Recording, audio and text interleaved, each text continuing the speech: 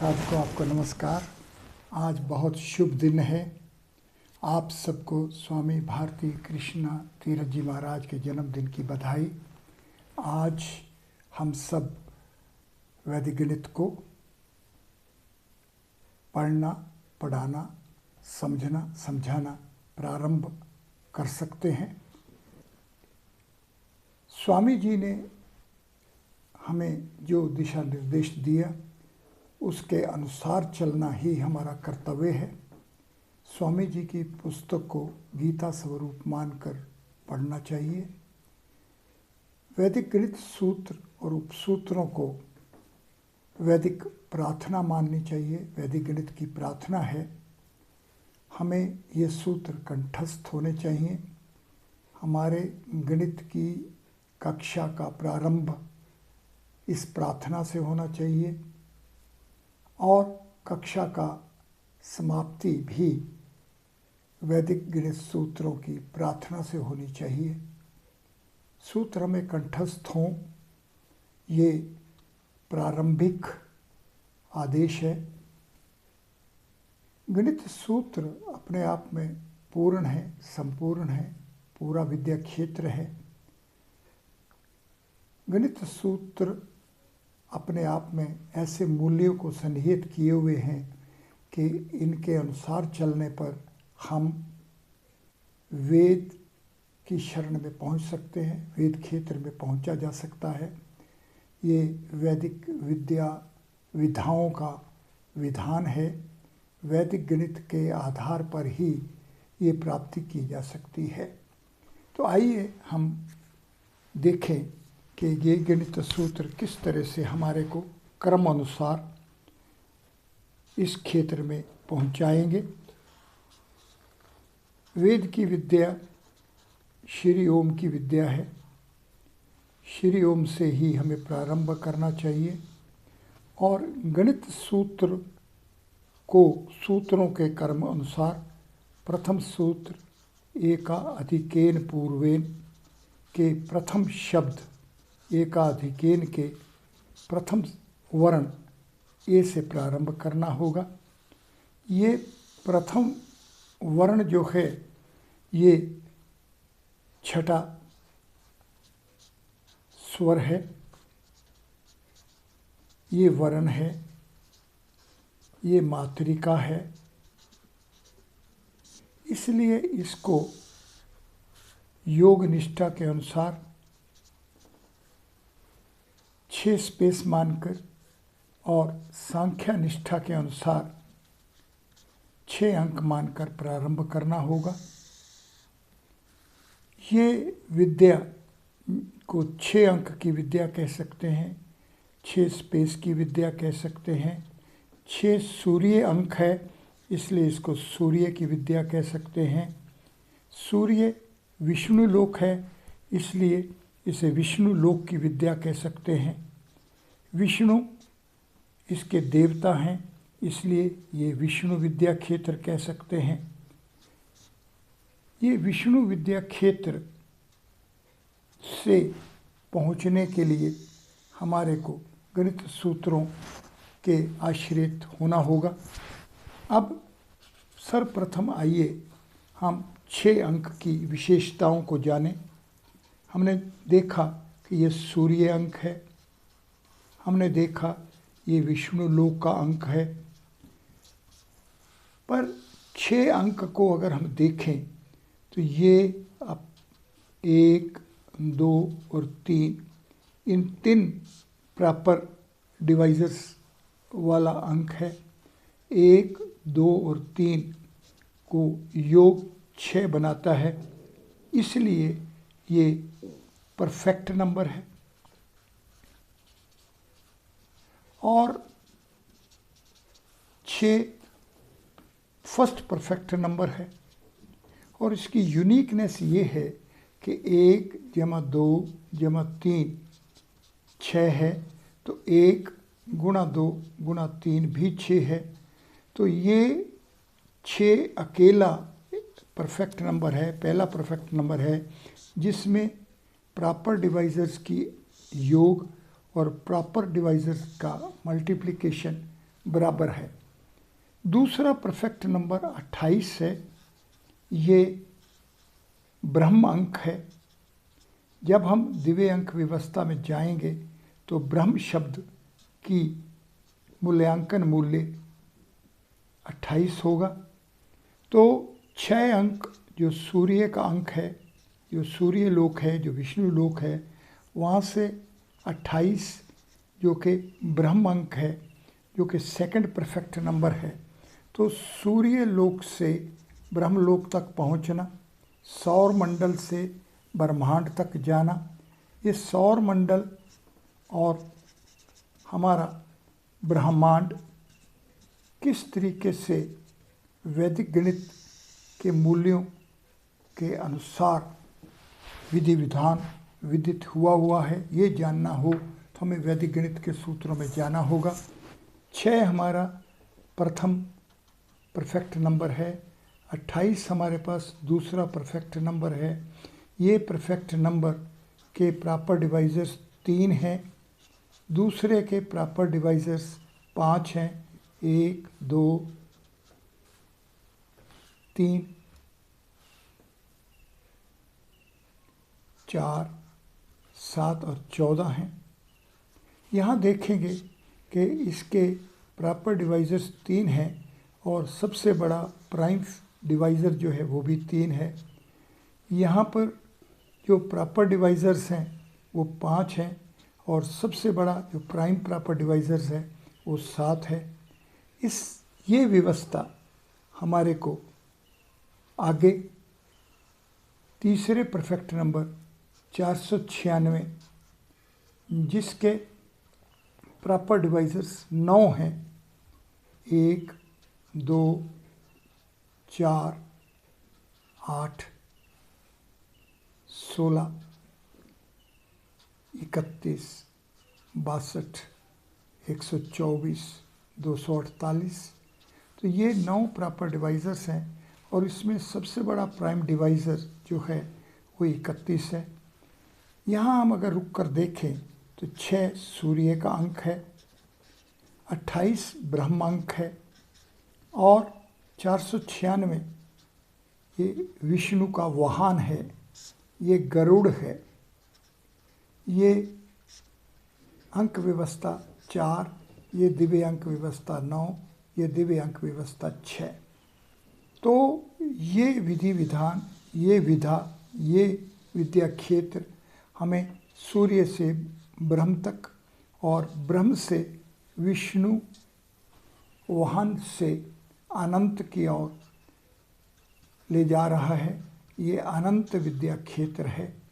तो इस अनंत विद्या क्षेत्र में कहाँ पहुँचेंगे हम?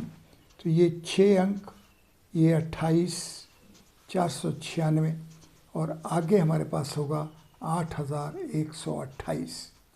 यहाँ पर प्रॉपर डिवाइजर्स 3 हैं, यहाँ 5 हैं, यहाँ 9 हैं और यहाँ पर 13 हैं। ये अगर हम देखेंगे तो गणित सूत्र और उपसूत्र में जितने भी वर्ण हैं उनकी जो दिव्य अंक व्यवस्था है वो 1 से 13 वाली है। तो इस तरह से गणित सूत्र के जो अंक हैं, गणित सूत्र 16 हैं, उपसूत्र 13 हैं और इनके अंदर कुल 36 वर्ण हैं और पूरी टेक्स्ट 519 वर्णों वाली है। ये विधि विधान, ये विद्या के क्षेत्र में हम प्रवेश करना चाह रहे हैं। हम 6 अंक से प्रारंभ करते हैं। इसके 3 डिवाइज़र्स हैं और 3 ही सबसे बड़ा प्राइम प्रॉपर डिवाइज़र है। यहाँ पर 5 प्रॉपर डिवाइज़र्स हैं और 7 सबसे बड़ा प्राइम डिवाइज़र है। तीसरे परफेक्ट नंबर में 9 प्रॉपर डिवाइज़र्स हैं और 31 सबसे बड़ा प्राइम डिवाइज़र्स है और फोर्थ परफेक्ट नंबर में 13 प्रॉपर डिवाइज़र्स हैं और सबसे बड़ा परफेक्ट नंबर प्रॉपर डिवाइज़र्स 23 है। आइए इनको दोबारा देखें। पहला, दूसरा, तीसरा और चौथा, इस तरह से ये कुल 4 हैं और इनका योग 10 है। ये प्रॉपर डिवाइजर्स का योग करेंगे जो कि 3, 5, 9 और 13 है। तो देखिए ये कितना बनता है, ये 30 बनता है। इसके बाद बड़े प्राइम प्रॉपर डिवाइजर्स को देखें तो इनका योग 168 बनता है। आइए हम इन नंबरों को, इन अंकों को, इस व्यवस्था को, इस पहुंच को दोबारा देखें, समझने का प्रयास करें। हमारे पास 4 प्रॉपर डिवाइजर्स हैं और 1 से 4 अंक का योग 10 है। तो हमें ये 1 से 10 तक के अंकों की विद्या के मार्फत, विद्या के साधन से हम इस पूरे विद्या क्षेत्र को जागृत करेंगे। तो 1 से 10 में एक ही परफेक्ट नंबर है, वो 6। 1 से 100 तक 2 परफेक्ट नंबर हैं, 6 और 28। 1 से 1000 तक 3 परफेक्ट नंबर हैं, 6, 28 और 496। और 1 से 10,000 तक हमारे पास 4 परफेक्ट नंबर हैं, 6, 28, 496 और 8128। तो इसलिए हमारे पास 1 से 10 अंक को जानने के पश्चात 1 से 100 में और फिर 1 से 1000 तक और फिर 1 से 10,000 तक हम जान पाएंगे। और ऐसा जान लेने से हम अनंत में पहुंच जाएंगे। अनंत शब्द जो है इसकी दिव्य अंक 23 है, जो कि सहस्त्र के बराबर है। सहस्त्र का शाब्दिक अर्थ है 1000। तो हमारे को इस विद्या में पहुंचने के लिए व्यवस्था के स्वरूप में हमें केवल 1 से 1000 तक पहुंचना चाहिए। इसमें पहुंचने के लिए हम 1 से 10 से प्रारंभ करके, जिसका परफेक्ट नंबर 6 है, से हम 1 से 100 तक के अंकों में, जो कि हमें 6 और 28 2 अंकों तक ले जाएगा, तो वो व्यवस्था तैयार हो जाएगी कि इस सौर मंडल में, ये जो सौर मंडल है, ये जो हमारा सोलर यूनिवर्स है, इसका व्यवस्था करने वाला जो ब्रह्मांड बनता है, वो ब्रह्मांड को जान लेने से, वैदिक गणित को जान लेने से हम इससे आगे के क्षेत्र में स्वयं इस विधा के अनुसार पहुंचते चले जाएंगे। आइए अब हम देखें ये 30 अंक क्या है, कहाँ पहुंचाता है। 10 को हम 1 गुणा 10 लिखेंगे और 30 को हम 3 गुणा 30 लिखेंगे। तो इसका क्या अर्थ हुआ कि जो एक शब्द है इसका दिव्य अंक 8 है और जो त्रय है इसका भी दिव्य अंक व्यवस्था 8 है। किस तरीके से यही 10 30 में परिवर्तित होगा वो हम जान पाएंगे। इस विद्या क्षेत्र से 30 जो है ये हमारे पास हाइपर क्यूब 8 है। हाइपर क्यूब 8 का मतलब है अष्ट प्राकृति है, मतलब 8 स्पेस तक हमें ये पहुँचाएगा। मतलब 6, 7, 8 और 9 ये डायमेंशन, ये बाउंड्री, ये डोमेन और ये ओरिजिन, 9 स्पेस ओरिजिन तक 6 स्पेस से पहुँचेंगे। जो हम 6 अंक से प्रारंभ करेंगे, जो प्रथम वर्ण से 6th वावल से प्रारंभ करेंगे, यही व्यवस्था हमारे को 9 अंक तक ले जाएगी, जो कि 9 अंक जो है ये नव ब्रह्म है। तो नव ब्रह्म तक ये विद्या पहुँचाने की क्षमता रखता है। और इस नव ब्रह्म को जानने से पहले अगर हम 8, 9 और 10 इन 3 अंकों को जानने का प्रयास करें, ये तीनों कंपोजिट नंबर्स हैं। और 1, 2 और 3 ये तीनों नॉन कंपोजिट नंबर्स हैं, क्योंकि इनका कोई डिवाइजर्स अदरवाइज नहीं है। इनको फर्स्ट प्राइम, इसको सेकंड प्राइम, ये फर्स्ट इवन प्राइम है, ये फर्स्ट ऑड प्राइम है, ये यूनिक ट्रिपल है। इसी तरीके से 8, 9 और 10 ये भी यूनिक ट्रिपल है। इन 2 यूनिक ट्रिपल्स के लिए अगर हम अंत से प्रारंभ करेंगे तो हम कंपोजिट नंबर से प्रारंभ करेंगे, और अगर हम प्रारंभ से करेंगे तो हम नॉन कंपोजिट नंबर से, प्राइम से प्रारंभ करेंगे। ये दो तरह से चलने का जो गुण है, ये निखिलिम नवस्था चरमम दश्यता हमें दूसरे सूत्र में ले जाएगा, जिसका मतलब है 9 है और 10 है, सब कुछ 9 में और आखिरी 10 में। ये जानने की ज़रूरत है, ये समझने की आवश्यकता होगी। ये अगर हम 10 अंक बिंदु लेंगे तो इसके 9 गैप्स होंगे। ये समझने की ज़रूरत है, ये जानने की ज़रूरत है किस तरीके से जो डिस्क्रीट्स हैं इनसे कंटिन्यूटी ऑब्टेन करनी हो, तो इनके गैप्स को ब्रिज करना पड़ेगा। इसलिए ये हमें जानना पड़ेगा, ये हमारी समझ में आना पड़ेगा, ये हमें अपनी पकड़ में रखना पड़ेगा। इस पकड़ में रखने के लिए ही हमारे को वैदिक गणित में प्रवेश करना है।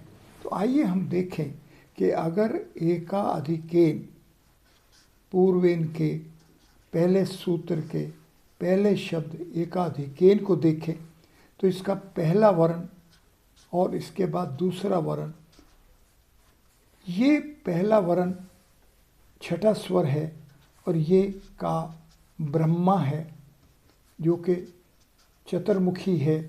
इस अंक की व्यवस्था 4 है, ये दोनों मिलकर 6 और 4 10 हैं। और निखिलिम नवस्था चरमम दश्यता के पहले 2 वर्ण जो हैं इनकी व्यवस्था भी 10 है। इसलिए हमारे को जब हम सीक्वेंस से प्रारंभ करेंगे, 1 से प्रारंभ करेंगे और 10 में जाएंगे, तो ये हमारे पास हाइपर क्यूब 2 आएगा और ये हमारे पास हाइपर क्यूब 3 आएगा। तो एकाधिकेन पूर्वेन की व्यवस्था पहले सूत्र में भी है और दूसरे सूत्र में भी है, और इस तरीके से ये विद्या प्रत्येक सूत्र के साथ संयोग करता हुआ हमें आगे पहुंचाएगा। तो आइए हम जानें कि स्वामी जी ने हमें जहाँ तक पहुंचाया, तो 2 बातें विशेष रूप से सामने आई।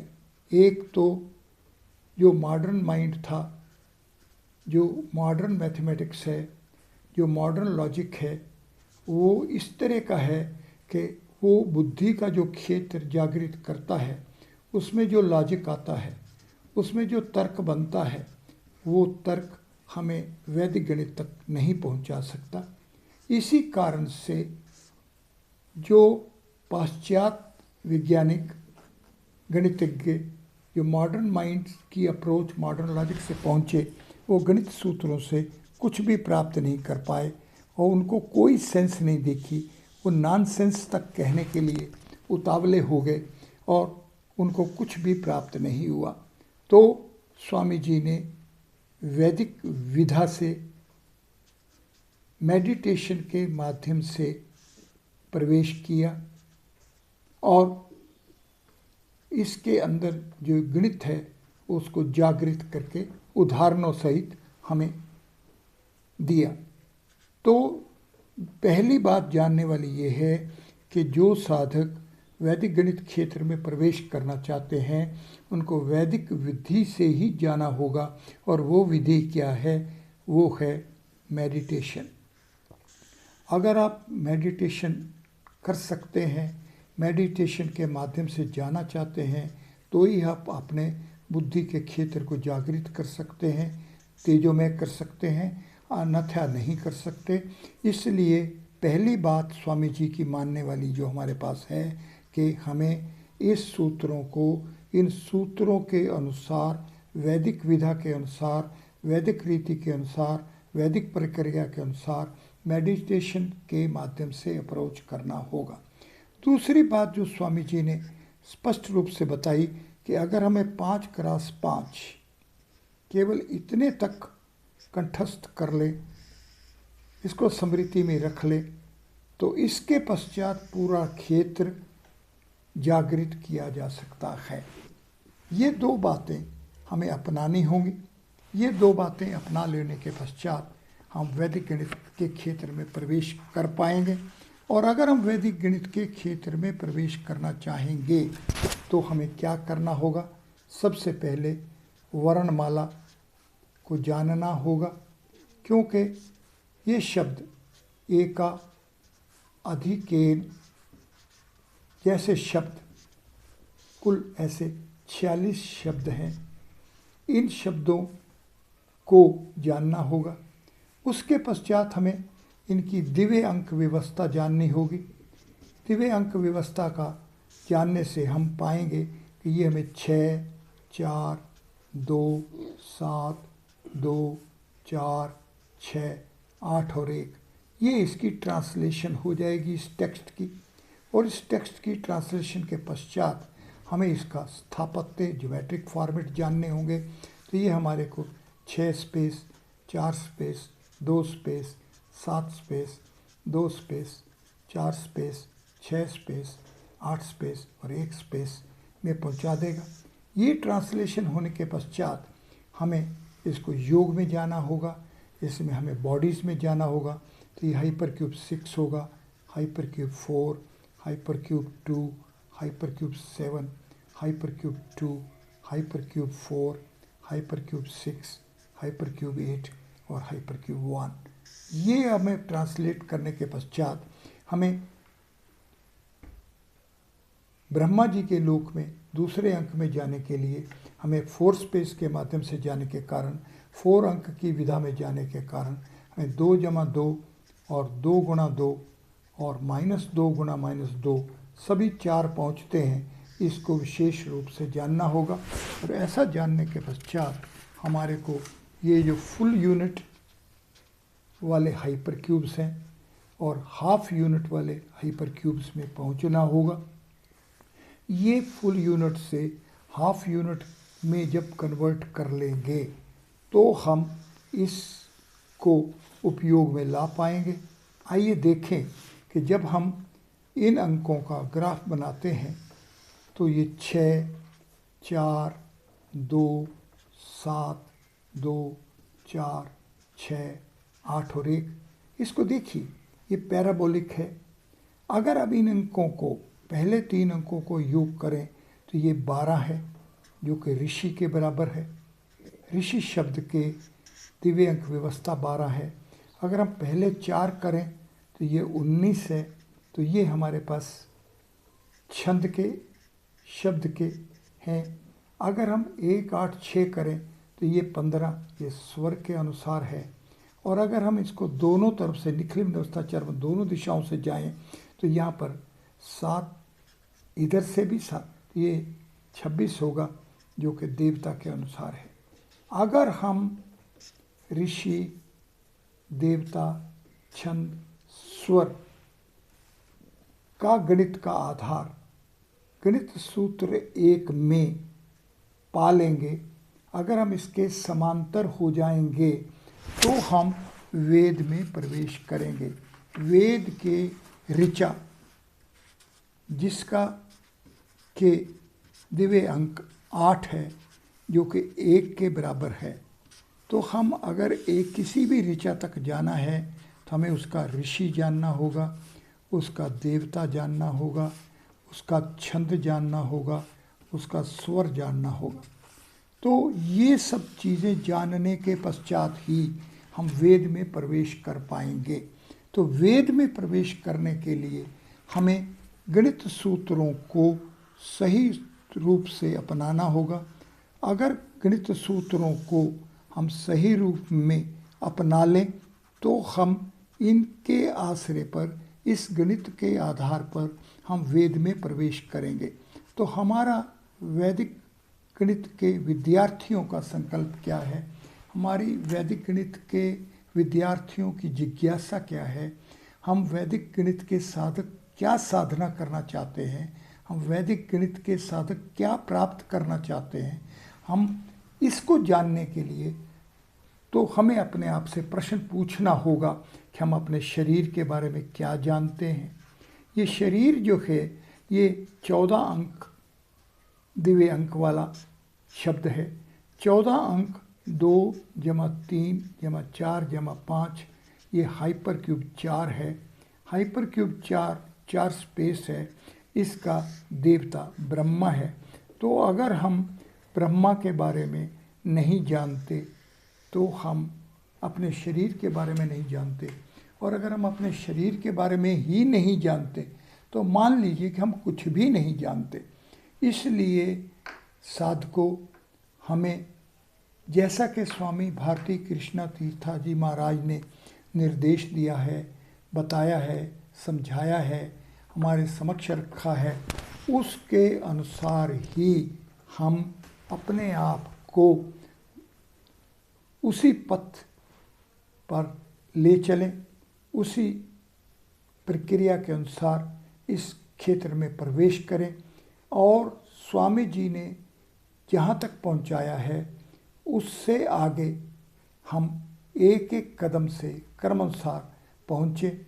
उसके लिए हमें ये अफसोस करने की आवश्यकता नहीं है कि स्वामी जी के पूरी ग्रंथ, उनके 16 ग्रंथ हमारे तक नहीं पहुँचे। ठीक है, नहीं पहुँचे, लेकिन स्वामी जी ने हमें जो गणित सूत्रों के क्षेत्र में प्रवेश करने का रास्ता बताया है वो तो जागृत है हमारे पास। जब हमारे पास चलने का रास्ता जागृत है तो चलना तो हमें ही होगा। आइए हम इस पर चलें। यहाँ मैं आप सब लोग से ये साझा करना चाहता हूँ कि इस क्षेत्र में ऐसा नहीं कि प्रयास नहीं हो रहे।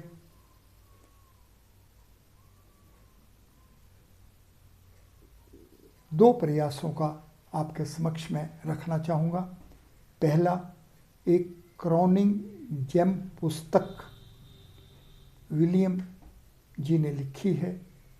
वो हमें ये बतलाती है कि किस तरह से पैटर्न रिकॉग्निशन से हम आगे प्रवेश करेंगे। और दूसरा प्रयास राकेश भाटिया जी का है, जिन्होंने अपने थीसिस में स्वामी जी की डायरी पर रिव्यू स्वरूप में एक पूर्ण अध्याय दिया है। आइए हम भी प्रयास करें, आइए क्रम अनुसार चलें, आइए वेद को वेद की विधा के अनुसार चलें, आइए वैदिक गणित को वेद तक पहुंचाने वाले गणित के तौर पर अपनाएं। आइए हम भी इस यज्ञ में अपनी आहुति दें। आपको पुनः स्वामी जी के जन्मदिन पर बहुत बहुत बधाई। आप वैदिक गणित सूत्रों को अपनाएं, प्रार्थना स्वरूप अपनाएं, इनको गीता स्वरूप मानें और गणित सूत्रों से गीता का क्या संबंध है, गणित सूत्रों से हम किस तरह से वेद की संहिताओं तक पहुंच सकते हैं, किस तरह से जो हमारे पास वेद का साहित्य लुप्त हो चुका है, उपलब्ध नहीं है, उसको दोबारा कैसे जागृत करें। उसके लिए आइए हम संकल्प लें और इस और प्रयास करें। आपको पुनः धन्यवाद।